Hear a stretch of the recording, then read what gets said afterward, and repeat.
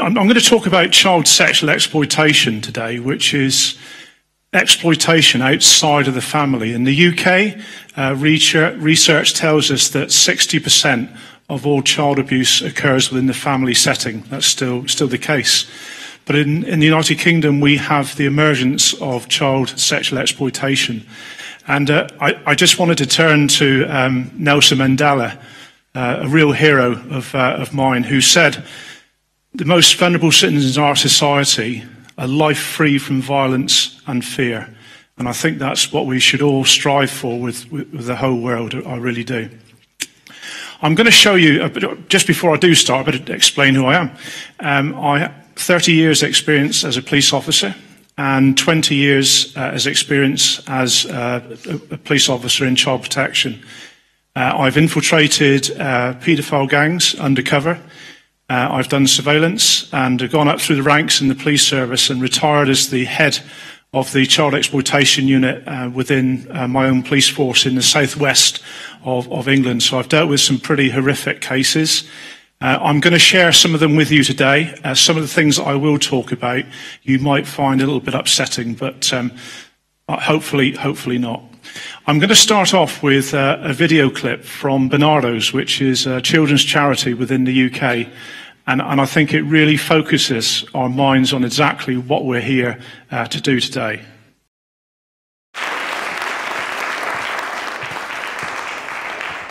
Do you not want to? I said no, you're deaf! I'm no good. That's not true, Ellie. All the mums and dads really want to hear you. I'm not worth it. Well, I think you are worth it. And I want to hear how you really feel.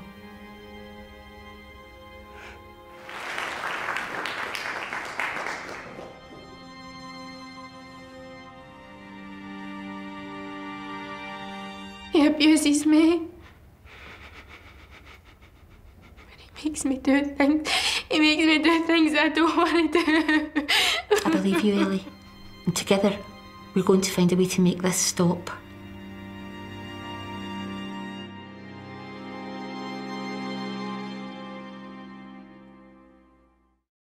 And Bernardo's went through a lot of thought about how they would present this on national TV.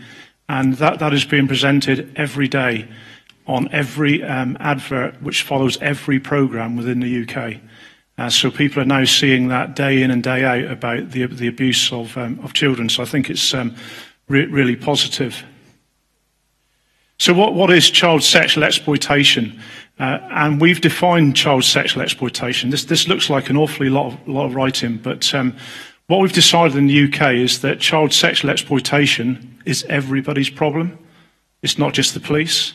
It's not just social workers. It's not school teachers. It's everybody's, including the public. So all agencies have got together and have actually come up with a definition of what child exploitation actually is. And I've broken it down into three easily understandable parts. So there are exploitive situations, so that might be the power imbalance between an adult and a child. Contacts and relationships, where young people receive something, so it might be food, drugs, alcohol, cigarettes, and affection. Now, the public in the UK have a real problem with getting their heads around why would a child go into an abusive relationship in order to get affection. But the links with domestic abuse, alcoholism within a family, that child may not be getting that love and affection within their own family, so therefore they go outside of that context. And that's something that the public find very, very difficult to understand. And as a result, they perform sexual acts. So that's what we're talking about today. My first case as a detective in charge of a team was one of the most horrific that anyone could ever, and that's where I get my passion for this subject. And I just want to share his story with you because I think it's really important. That is George Mortimer. George Mortimer was 16 years old when on a Friday night he went missing. George was a very, very talented sportsman who played rugby. He had trials for England youth and got through them 3 weeks before he went missing.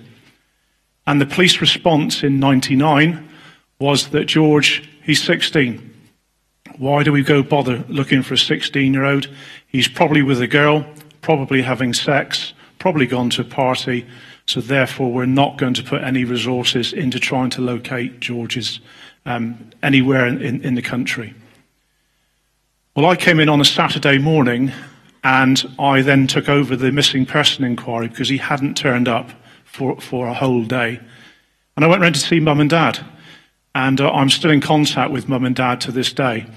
And upon knocking at the door, I met one of the most tragic reactions ever that I've ever seen. Mum and Dad had been up all night. They had been driving their car around for hundreds and hundreds of kilometres trying to find their loved one. They'd rung friends, relatives, everyone they could possibly think of, but nothing. And then to add to that, the police response was, "We'll come around tomorrow if he's not turned up." 3 days later, we found George's body in a canal, face down, 12 hammer wounds to the back of his head, and he'd also been anally raped.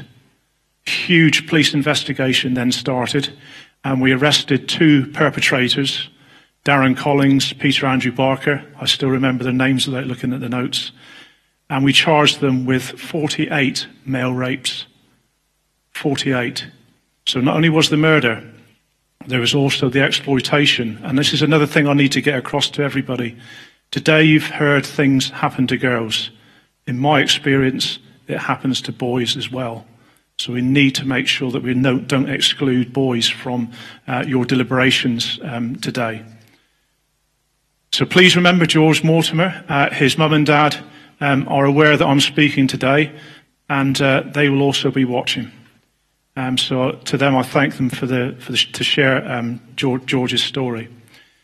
So we talk about risk factors for child sexual exploitation, and you can see there's a wagon wheel there of all the different types of vulnerabilities that we experience, that children that are more susceptible to this type of crime experience. And we talk about going missing.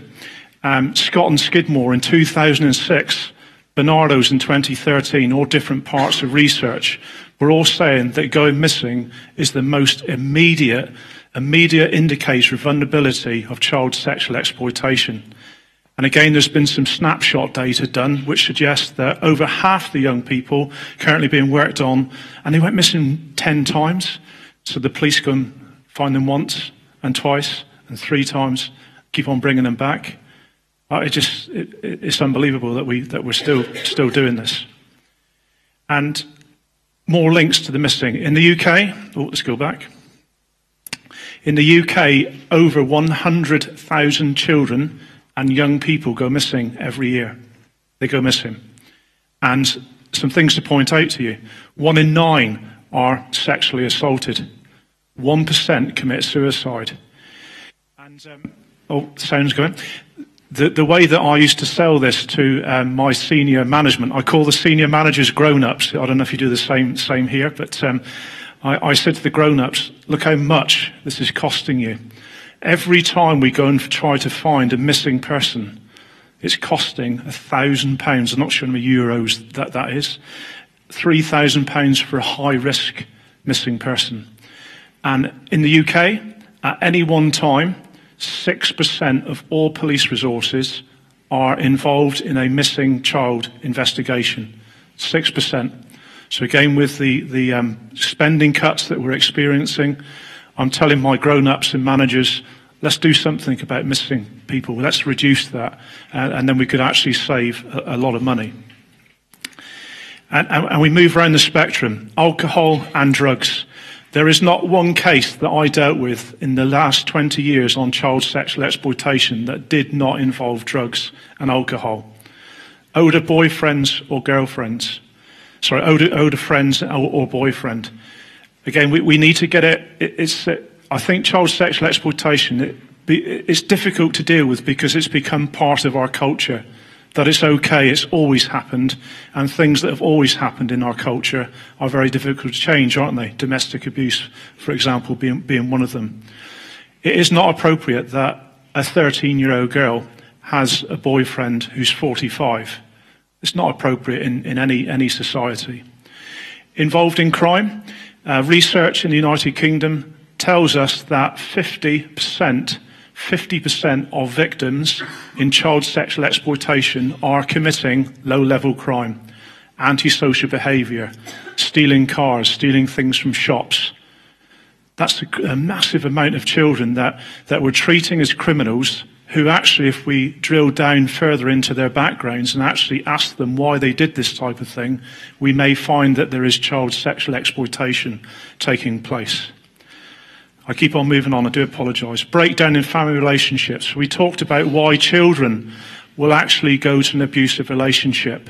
21% in the UK of all children that are victims of child sexual exploitation have seen or are involved in families where domestic abuse is taking place. 21%. Disadvantaged home life. Children that are in care. 21% again of all child victims in the United Kingdom of child sexual exploitation are children that have been put in care. So the very reason why we're put in there is to try and stop this, whereas they become more likely to become a victim if they're actually put in care. So there must be effort to try and keep children within the family setting. Sexual health. I dealt with a case where we had 4 pregnancies that went to full term as a result. 4 pregnancies.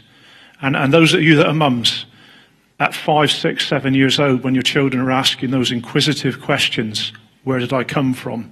Try and imagine how you would try and explain to a child that you've born that is a process of rape. Horrendous. Disengaged from school.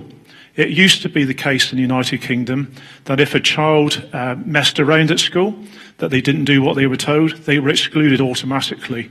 But again, we found perpetrators who are deliberately making victims mess around at school so they can become excluded. And when they're excluded, then the abuse will start during the day as well as the evening.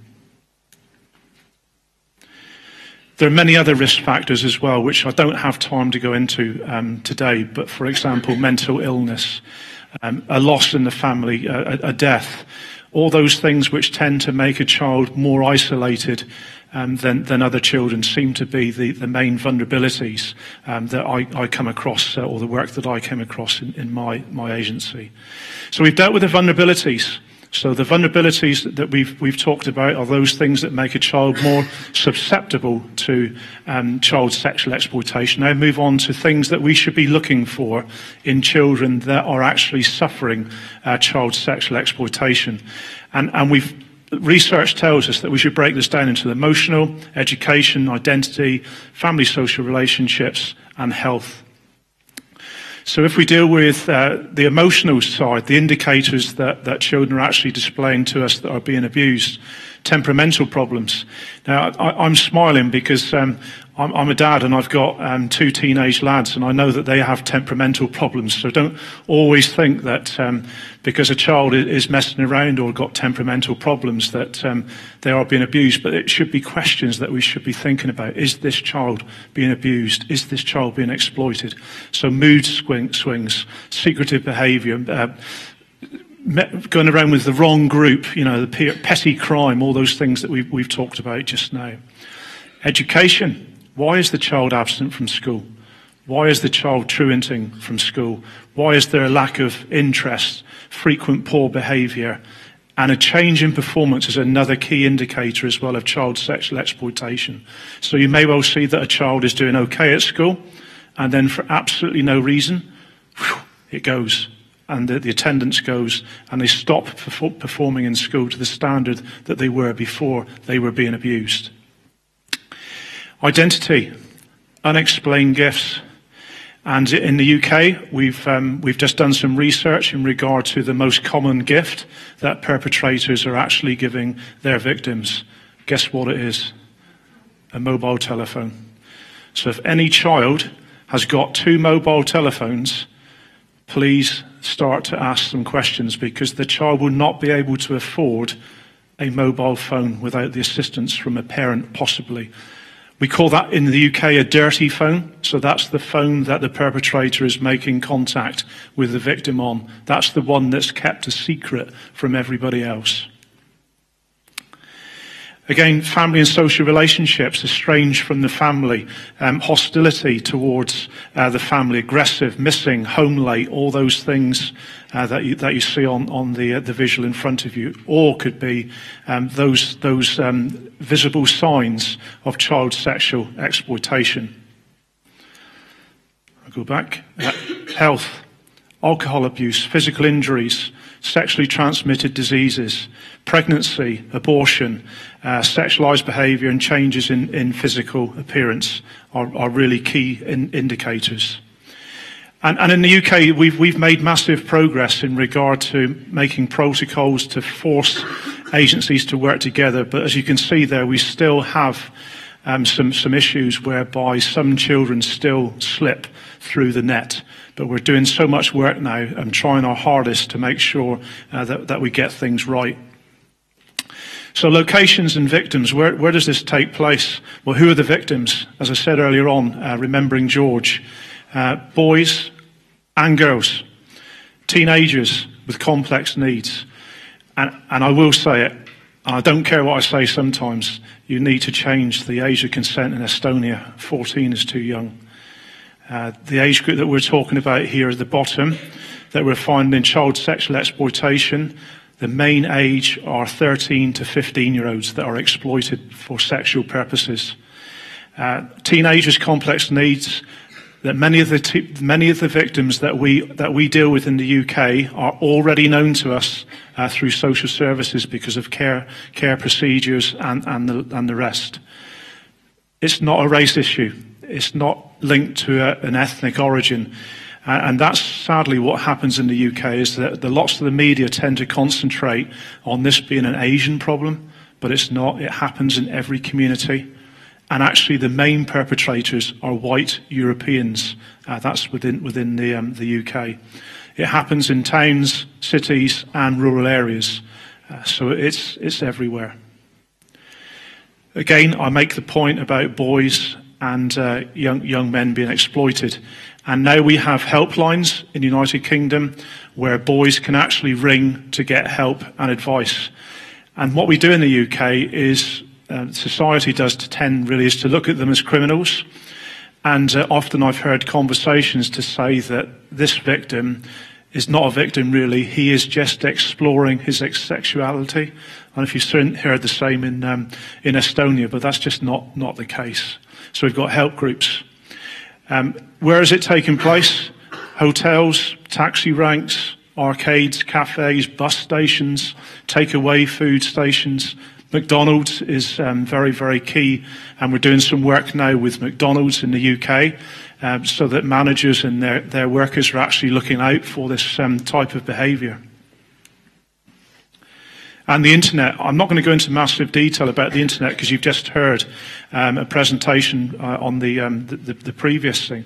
But in the UK, I led a team, one of my teams, 24/7 undercover on the internet posing as children, with about 10 or 11 arrests per week. It works. And I hear about the pictures. Well, we used pictures of police officers' children when they were 9, 10, 11 years old with their consent. So yes, there are challenges around it, but it is an area which needs to be developed because it is extremely successful, extremely successful. So I'll move on from the internet. This is a case involving the internet, which I think illustrates more succinctly what's going on. This is a man called Simon Justin Hale. He had already been convicted of a grooming offence in the United Kingdom and went to prison. He came out of prison, and part of his crime procedure, part of his methods of actually committing crime were not only to abuse children, but to abuse vulnerable adults.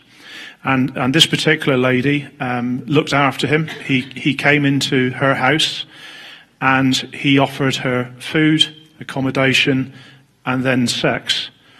But she was a vulnerable adult with severe learning difficulties. She probably had the mental capacity of probably an 8 or a 9-year-old, despite the fact she was in her 40s. However, she rang the police and she said that her new partner was on the internet and he wasn't allowed to go on the internet because he had an order, a sex prevention order, which is what we can do in the UK after conviction. She rang the police, and we found that what he was doing was pretending to be Justin Bieber. Does anyone know Justin Bieber? If you're a teenager, particularly a girl, then you will do anything for Justin Bieber. Absolutely anything. And what he was doing was grooming young girls on Skype. I'll come back to the team view a bit in a minute. So on Skype, he was pretending to be Justin Bieber. And what he was doing, he was grooming thousands of people. But what he did is that if he didn't see the icon which showed the webcam on, he went to somewhere else. So that's another learning point for kids in Estonia, possibly. He's using Skype, and what he was then doing was using a free piece of kit from the internet called TeamViewer. He could then covertly send that to the victim, and then use that to take over their computer and get all of their contact details. So by default, he then had everybody's contact details. I'm not going to describe the abuse. Suffice to say that it's some of the worst abuse that I've seen. So don't think for 1 minute that the power and control needs to be over a victim face to face. The same power over a victim in this case was pretty horrific. We dealt with 2,500 victims across the world, 2,500. So the amount of police resources is incredible. And look what he was doing that on. A broken computer. So the types of exploitation, and in the UK we've done some research now to try and group child sexual exploitation into different models. And first of all, this is the boyfriend model. J-A-Y-J. Jay's my guy. We met on Facebook. You do not get guys like him at school. He's got his own car, he's experienced, he's so my type. He gets me like no one else does, and he makes me feel amazing. Like sex, but deep stuff too. I'm just so lucky. I want to be with him like all the time. His mates are nice to me and my girls.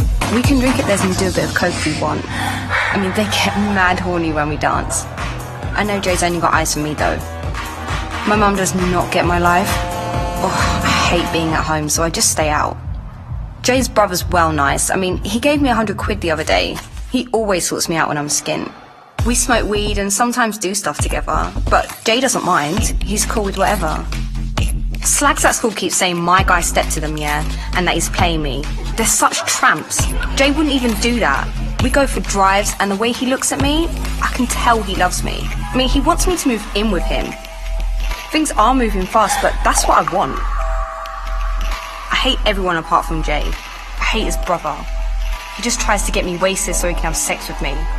Jay says he doesn't even care what I do. I just want us to get away, but we don't have the money and I don't even know where to go. This is my life. I love Jay, but I don't get why he won't open up to me. I really don't want to get pregnant. I've had sex with loads of his mates. They get me so drunk, I just go along with stuff. Jay sometimes joins in, I think. I can't remember. Don't go to school anymore. Jay's all I got. I need him. So you can see there that the victim has lost dependency completely, that the victim has been enticed away from peer groups and family, and that's the ultimate aim of the perpetrator in the boyfriend model. Inappropriate relationships, they tend to be a one-to-one abuse, but with the age gap of the victim and the perpetrator being quite wide, albeit that research is now telling us that gap is actually shortening a little tiny bit from where it used to be. This is a model which is quite common in the UK. This is Michael Williams. Michael Williams was a postman, and what he was doing was portraying himself online, but he was a football coach. And what he was doing was taking pictures of young boys and girls dressing and undressing in changing rooms. But the guy that ran the club was highly embarrassed by this and dealt with it himself and never called the police. So it could have been dealt with many, many years ago before he became a perpetrator. But what he did is he used various Facebook profiles. So he just took an image from the internet and used it to make up at least 9 or 10 Facebook profiles. So we used Gorgeous Charlie or James, depending on the gender of the victim. He had sex with 89 children. 89 children as a result of grooming. So you can imagine the amount of police resources that went into that. But again, the point being with this case is how that could have been avoided by somebody actually ringing the police and telling us what was going on before it actually happened. Gang-associated child sexual exploitation. This is a case which I dealt with in Torquay in Devon. I don't know if anybody knows the geography of the area, but it's a seaside town. And what we were finding is that children were regularly going missing, time after time after time. And we were doing return home interviews and found that the children were going back to the same address time and time again. But it had been going on for years and years. People weren't doing their jobs properly. And there's some cases where we could have actually prevented it. But this is the overt piece of the operation. So we'd already done some surveillance on the perpetrators to actually locate where they lived. But the purpose of just showing you this imagery is just to show you the type of premises where child sexual exploitation may be taking place.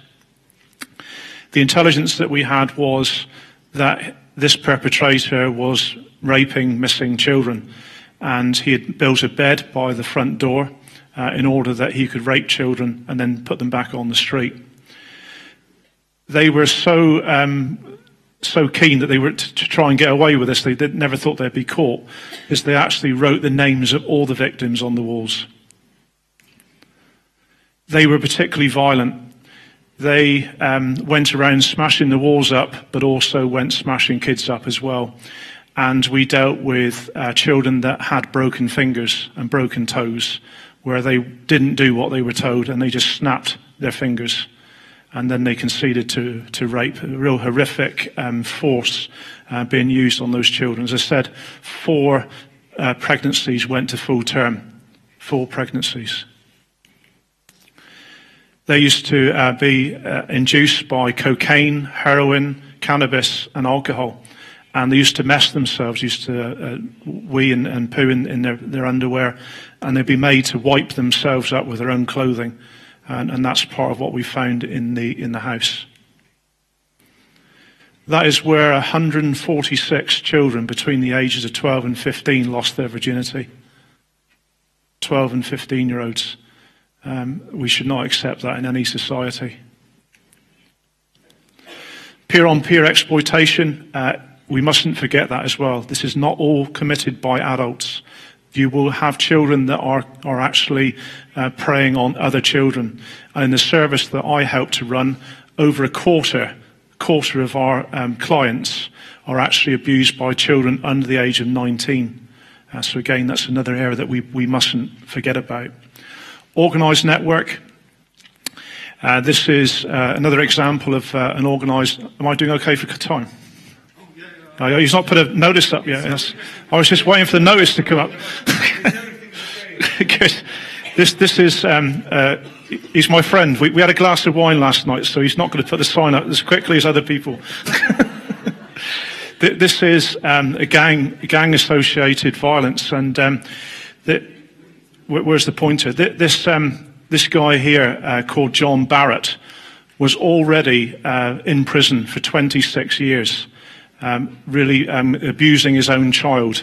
Horrible individual, real nasty. And we had a piece of information from a person who was sharing the cell with him that he was hiding material in his prison cell. And we ought to have a look at it. So I put my neck on the line one day and said to my boss, I need to go into prison and I need to search a cell. Now, if you could just imagine what that's going to be like to send in a police officer covertly into a prison to share a cell while he does a search. It's highly risky, highly risky. But I'm glad we did, because in those pens we found maps. And this is a particularly rural area where I live called Cornwall. And in those felt tip pens, we found lots of maps of beauty spots where tourists would go. But we eventually found out that those maps indicated locations where children were being taken to be raped as part of child sexual exploitation. And we dealt with 31 children between the ages of 5 and 8, 5 to 8-year-olds. So please, when you look at research, don't forget that in order for there to be an average, there needs to be a lower age and a higher age. So in the UK, we say, don't put all your eggs in one basket. Be very open-minded about the type of abuse that might happen. What this guy, the main perpetrator, was doing is that in the area where I live, there are many holiday homes. And he was going around fitting new kitchens and new bathrooms into those holiday homes, and he had the keys and got the keys cut. So he was taking those children to different locations in order to be abused. And these are the guys that we dealt with. I would say that this was probably one of the most upsetting cases that I ever dealt with, given the age of the children and the abuse that they've been put through. It was a very, very intensive police investigation. And at one stage on my police team, we had 60 police officers actually involved in this investigation. So it was a very highly impactful case. And these are the people that we dealt with. It's very interesting. The guy there, I'll leave it to your imagination what he was doing with that little kid as well. But he heard about our police investigation and he fled to Spain. We were very, very lucky because we had an undercover internet team, and we approached one of his friends who agreed that because of the horrendous abuse that was being committed, that we could take over his Facebook profile. So we put an undercover detective on as being his friend. And I smile now because I'm so pleased we did it, because the day one that we did it, we had a communication from the perpetrator to say, I'm flying into Heathrow tomorrow at 12:35. Please bring a bag to the airport because I'm then going to Brazil and I'm never going to be seen again. Well, guess who was waiting for him? Us. Bingo. And again, it's massive publicity in our area around. And I was on Sky News. My dad was very proud, but I was more proud about the fact that we'd safeguarded so many children as a result of that. So who are the perpetrators in the UK of child sexual exploitation? And when we say an intelligence gap, we don't mean to say that our police are not intelligent. It's just that there's not a lot of intelligence around who our perpetrators are, and some more work needs to be done. But they tend to be adult males under 30, previous offending history, involved in antisocial behaviour, street drinking, drug use and low-level drug supply. So these tend to be the common things that we're picking up from our perpetrators. The costs and challenges around child sexual exploitation, policing. It's costing the police and criminal justice 10 minutes, I can see it. Does that 10 more glasses of wine or 10 minutes? 10 minutes, that's fine. So the financial costs to the police, secure accommodation, for health, social services is astronomical. But I'm more interested in the hidden cost to our society, our children. You know, poor long outcomes, lost opportunity. A lot of these children don't go on to finish their education. The impact is that bad on them, and increased in violence, crime. These children, I've blacked out their face as best I can, but these are the children from the case in Torquay that I showed you with the bed and everything else. The first picture I'm going to show you is when the child enters school. It's the year photograph. The next photograph is only 12 months difference. 12 months difference, and that's the period where the child is being abused. You can see despite it being blanked out, and I've done that to protect their identity as best I can, but you can see the physical appearance of those children is significantly different. And all these children were going to school. All these children were being seen by social workers, by police. Why didn't they see what was going on? And that's the worst. In the UK, we do a pre-assessment interview in order to make sure that it's okay to interview children. And the psychological report on this child was that, yes, you could interview her, but she's unable to speak. She's not spoken for 2 years. And actually, her life prospect is about 30 years because she's now a heroin addict.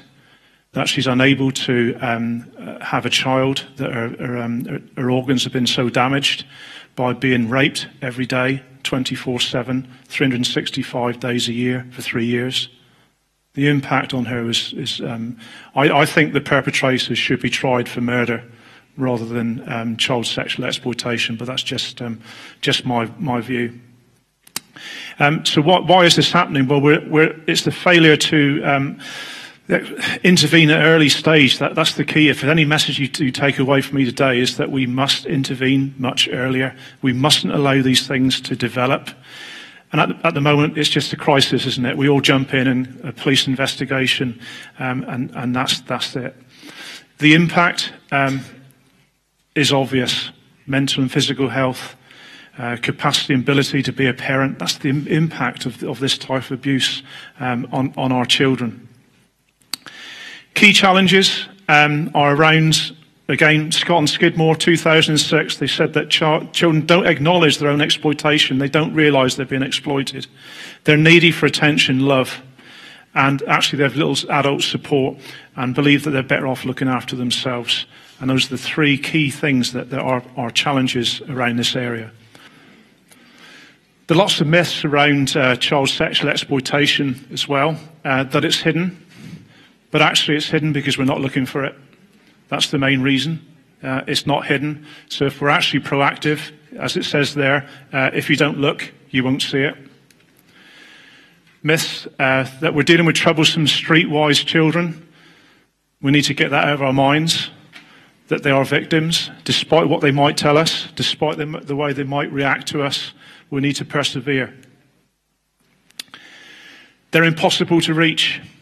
That's not my experience.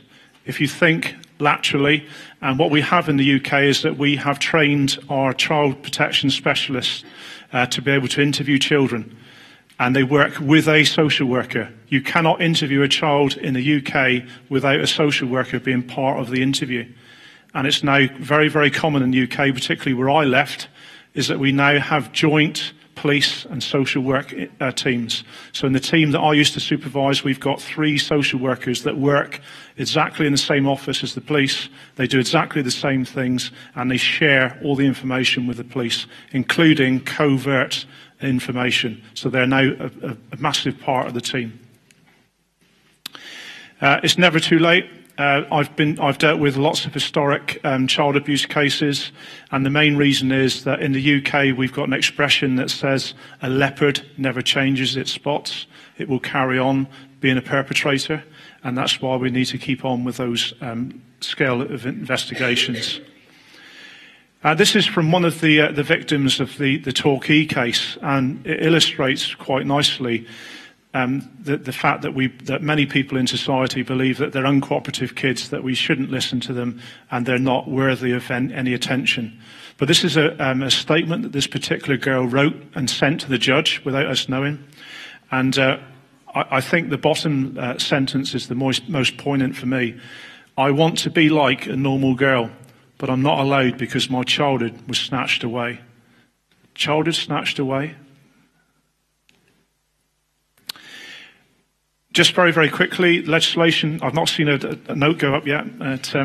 We've got the Sexual Offences Act 2003. It's a fantastic piece of legislation. It covers all the child sexual offences under one act, and it's been implemented really, really well into the UK. Trafficking, again, I'm going to move through this very, very quickly. Child transported for exploited reasons is considered to be a trafficking victim. So we apply it to internal trafficking now as well, not just children that traffic into the UK and out of the UK. If a child is driven from one street in one town to another street in the same town, that's trafficking, and it applies to under 18s. Disruption, we've got lots of different laws now that have been passed.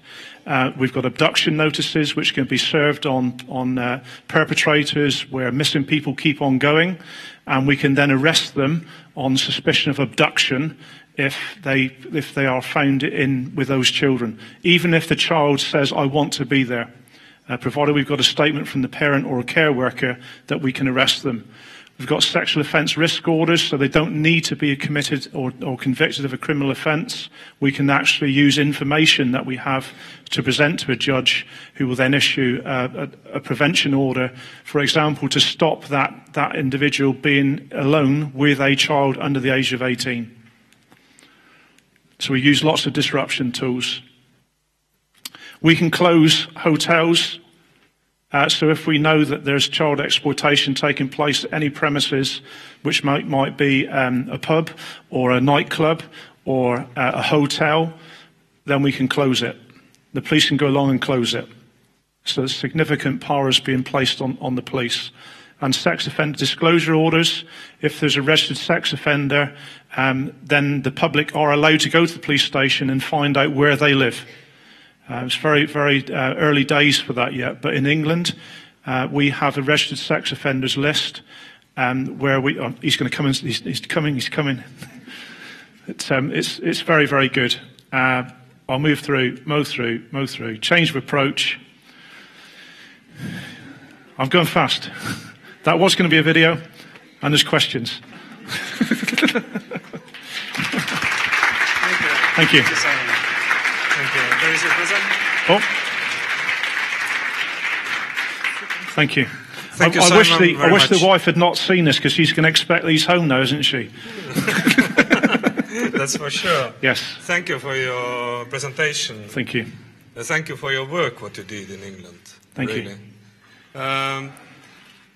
We have for one quick question, the time for the one quick question. Do you have it? If not, then of course we can speak in panel as well. But I had one question for you. That here are also a lot of specialists who are dealing with the children. Yes. And with the children who are abused with the very extreme situations. Yes. How do you keep on self or survive yourself? It's really important that you look after yourselves when you work in this environment. And in the police force that I worked in, that we had compulsory counselling every 6 months. So we had that. I was given extra training in stress, post-traumatic stress disorder, how to recognise it in my staff, and also we encourage. We had days away, so the team that I used to supervise, that we used to go and walk on Dartmoor, which is a big moorland, or we went canoeing, or we did some other social event every month. And for myself, I was involved in sport, coaching children's football. So I think that's the sort of things that we did. Yeah. So that's true that if you want to help, you need to help yourself in the first place also. And look after your own people as well. Absolutely. Thank you very much, Simon, again. Thank you.